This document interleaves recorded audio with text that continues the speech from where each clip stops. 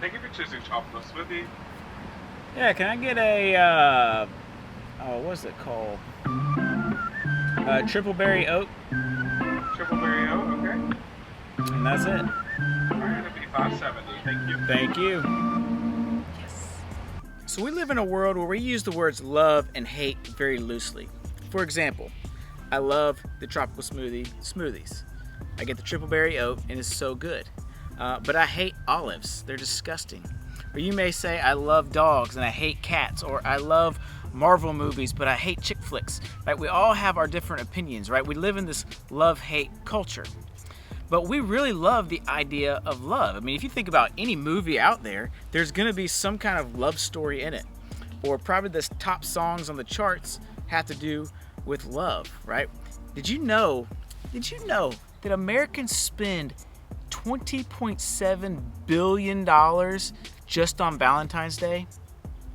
20.7 billion. That's a huge chunk of change. That's all in the day of love. So we love this idea of love. But on the other side, we also love to hate, right? We love to hate on people. We love to talk trash to people. Like, for example, I'm at a ball field right now. You can't go to a ball field without hearing people talk trash to the umpire or to the other team, right? Or we just love to talk about people, or we love to share the latest gossip, or whatever it is. We live in this world where we love to love, but we also love to hate. So if love is such a big deal, then why does hate, and specifically hating on other people, become such a natural part of our lives? I don't know. Let's talk about it.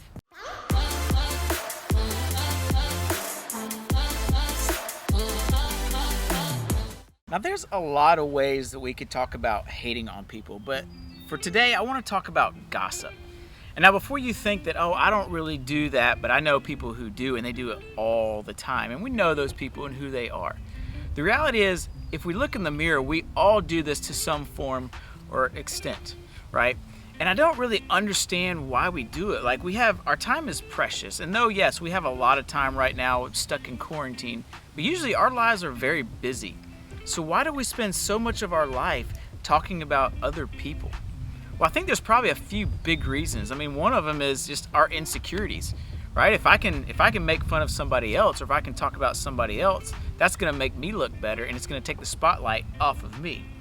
Or maybe we do it just to fit into a crowd, right? What better way to fit in than going and talking about somebody else and being able to bond over that experience of making fun of somebody else?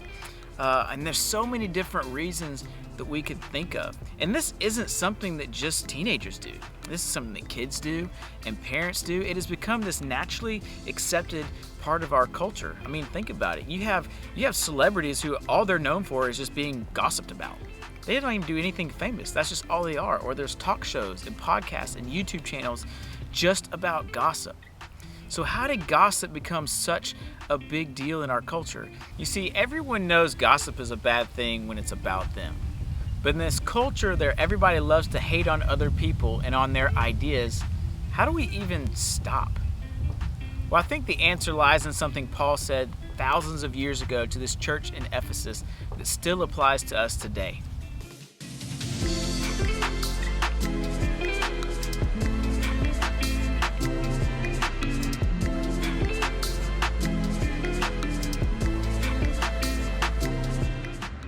So this guy named Paul, who wrote a lot of the New Testament in the Bible, and a lot of what those Bible books are letters that he wrote to these cities where he planted churches. And one of those cities was a city called Ephesus. And Ephesus was like a port city. So it was a big cultural city. There was a lot of diversity and a lot of religion. So this was like the perfect place for gossip to go on, because there was a lot to talk about. But he writes this letter to the church in Ephesus because he wants them to be different. He doesn't want them to just do whatever the rest of the culture is doing, but he wants them to set themselves apart and live their lives in a unique way. So in his letter to Ephesus, he writes in there in chapter 4, he says, "Don't let any unwholesome talk come from your mouths." So what's interesting about the word unwholesome, if you look in the Greek, which is what the letter was originally written in, that word unwholesome also kind of translates to rotten. And I think when we talk about gossip, when we talk about the way that we talk about people, that's ultimately what it's doing. It's rotting us, and it's rotting our friendships. It rots our relationships. And when we talk gossip about people, all it does is bring bad and decay and rot to different areas of our lives. See, the reality is that gossip doesn't just rot what's around us. It's a good indication of actually what's going on inside of us, that something unwholesome may be going on inside of us. Because Jesus says in Mark chapter 7 that it's not what goes into your body that defiles you, but it's what comes out of your heart. See, the reality is the words we say aren't really the problem. Yeah, they hurt people, but it's really an indication of something deeper going on inside of us, right? What is the motivation behind what I'm saying or why I'm talking bad about somebody? And when Jesus talks, that's really what he wants to get at the heart of, is we have a heart problem. So if we jump back to Paul and what he was saying, there's actually a second part to that verse in Ephesians 4, and it says this. It says, do not let any unwholesome talk come out of your mouths, but only what is helpful for building others up according to their needs, that it may benefit those who listen. You see, what if we, instead of talking about people, we actually thought about them and cared about them before we said something? Right? Because Paul says something different here. He says, don't let unwholesome talk, but only say things that are going to build them up. So what if we as believers started actually building people up and caring about people and thought about what they cared about and thought about their feelings before we started speaking? That would probably change a lot of the way that we speak.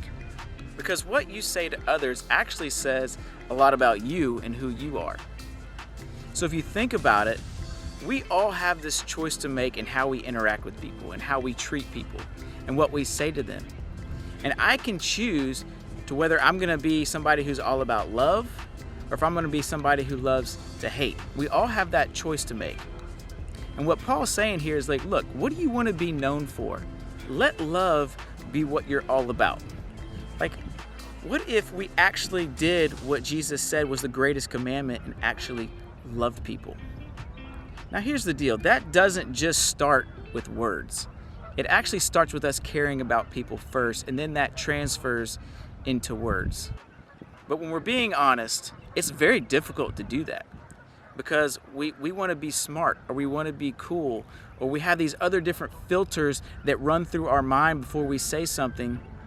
And I think instead of letting those filters of selfishness and how can this benefit me be the filter that we talk about people through, what if we change the filter? Because Paul said something pretty cool. He said, let the filter be, how can this help people? How can this build others up?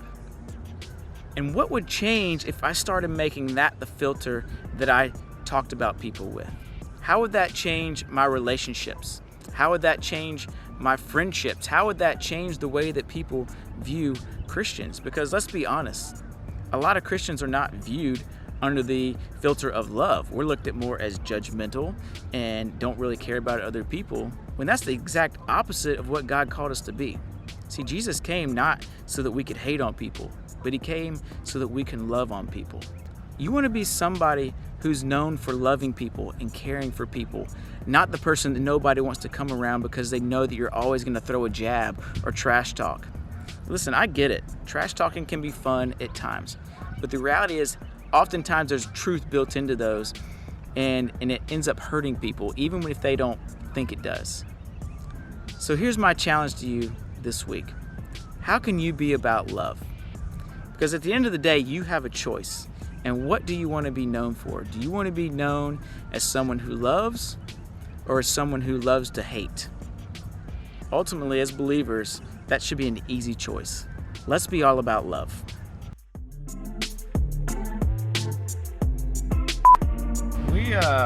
We use the word love and hate a lot.